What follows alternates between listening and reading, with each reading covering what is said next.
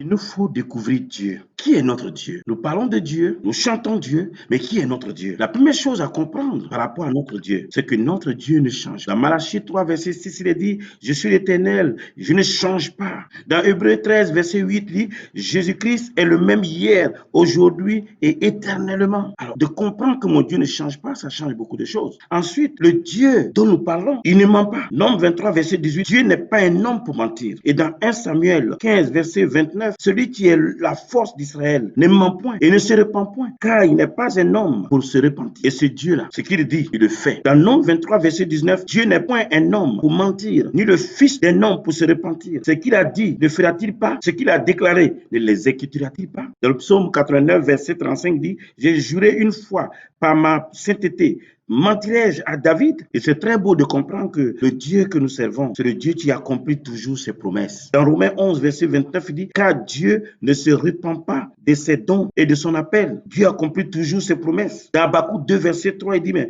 car c'est une prophétie dont le temps est déjà fixé. Elle marche vers son terme et elle ne mentira pas. Si elle tarde, attends-la, car elle s'accomplira certainement. Et dans Luc 21, verset 33, le ciel et la terre passeront, mais mes paroles ne passeront point. Et c'est glorieux. Nous sommes en sécurité lorsque nous découvrons ce grand Dieu-là. Et cette sécurité est la substance de notre foi en lui. Nous attendons en lui, regardant en lui, dépendant de lui. Gloire soit rendue à notre Dieu. Que Dieu vous bénisse. Amen.